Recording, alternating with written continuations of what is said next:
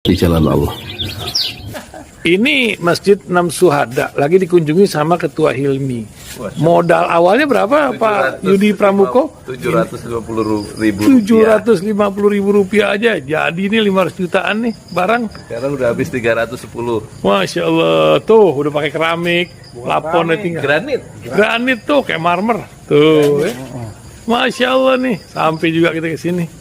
Masjid Enam Syuhada, ngapa namanya Masjid Enam Syuhada, Ya, Pak Yudi? kita mau mendokumentasikan perjuangan dakwah nama anak muda pengawal Habib Rizik Syihab itu. Masya Allah. Yang dibunuh sama orang jahat di kilometer 50. Kilometer 50 ya. Itu kan simbol memperjuangkan dakwah itu kita harus memberikan segalanya untuk Islam kan ya. Untuk Masya dakwah Islam. Allah. Dan nama anak muda itulah yang sudah memberikan segalanya untuk Islam. Masya Allah. Apa nanti nama pemuda itu ada juga di sini mungkin diterapkan? Mungkin namanya 6 syuhada. 6 syuhada Iya, itu, 6 syuhada dipasang di sini, 6 syuhada. Beb Ali, apa yang dikomentarin dari ini semua, Beb Ali? Masya Allah, luar biasa. Dari uang 700.000, kalau pengen ternyata bisa.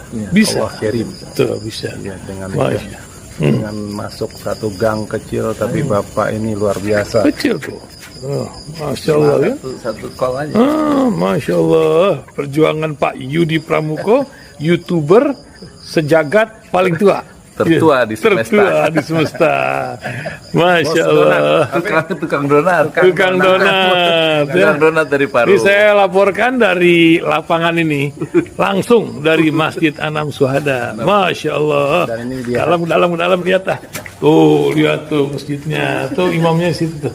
Malam-malam lagi kita. Masya Allah. Masih kurang nih. Atapnya katanya transfer aja. Assalamualaikum warahmatullahi wabarakatuh. Saya Yudi Pramuko, tukang donat dari Parung YouTuber tertua di semesta. Saya bukan ustadz ya, saya tukang donat. Terus ada yang komen di video saya ya, yang judulnya mikir dikit kenapa kalau bikin komen. Dia ngasih komen gini, saya suruh baca sejarah Islam yang penuh berdarah-darah sejak zaman Khulafaur Rasyidin sampai Turki Utsmani.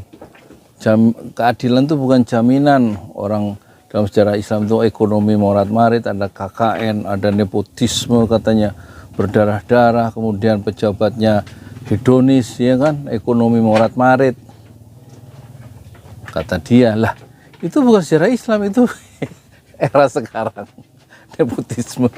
Jadi dia ngetik itu nggak sadar bahwa dia sedang merumuskan ya, mendeskripsikan keadaan sekarang yang ekonomi morat-marit, pejabat hedonis ya, mengagungkan kesenangan duniawi, kemudian nepotisme. Ya, dia merumuskan bukan sejarah Islam, merumuskan sejarah pemerintahan yang sekarang, ya kan? Nggak sadar tuh dia nulis tuh. Makanya kalau nulis tuh mikir apa dikit. Kalau lu bagaimana sih bikin komentar? Gue suruh baca sejarah Islam, lu nulisin mendeskripsikan negara lu sendiri. Kasar saya lalu. Jangan seperti kambing, kenapa?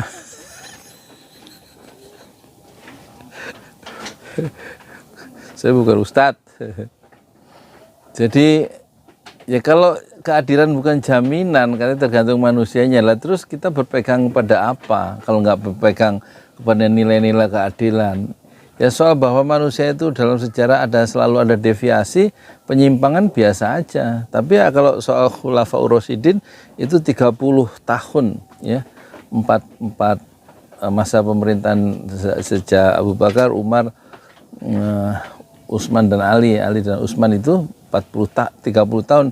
Itu menurut sejarah itulah ya satu aplikasi Quran yang hampir sempurna ya. Kalau kita nggak bisa melaksanakan ajaran Islam, itu memang Quran itu terlalu modern katanya. Diperlukan sejumlah sejumlah sumber daya insani yang cukup mampu menangkap pesan-pesan Quran yang sangat modern itu. Dan kita belum bisa menangkap pesan itu, manusia abad 21 di Indonesia itu. Karena Islam itu begitu modern ya. Dan itu bisa diterapkan hanya selama 30 tahun sepanjang sejarah Islam. Kata para peneliti begitu ya.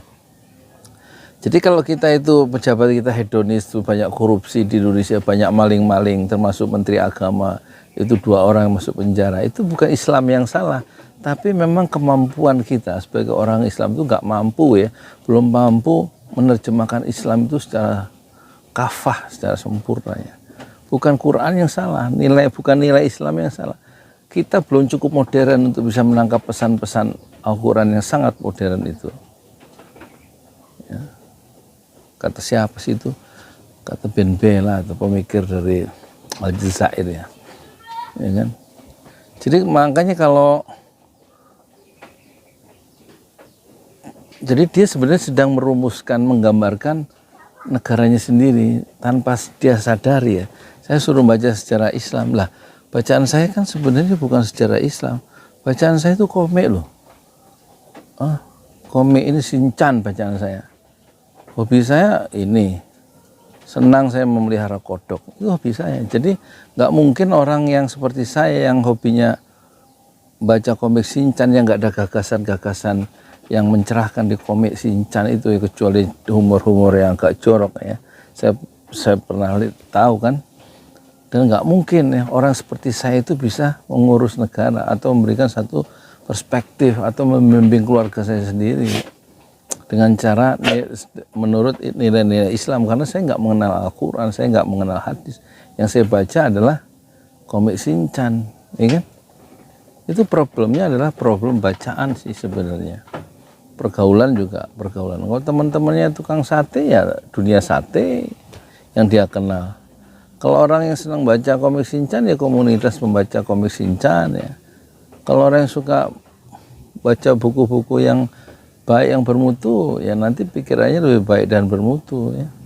Dan kalau ngasih komen juga baik bermutu. Dan kalau komennya seperti yang tadi itu yang saya ungkap di awal, itu menunjukkan refleksi ya, merefleksikan itu memantulkan bacaan dan pendidikan dan lingkungan pergaulan orang itu ya. Makanya kalau bikin komen tuh ya kenapa minum minum seretan dia. Makanya kalau bikin komen itu di pesan jualan itu mikir dikit apa. Kalau nggak mikir nanti kayak kambing nih.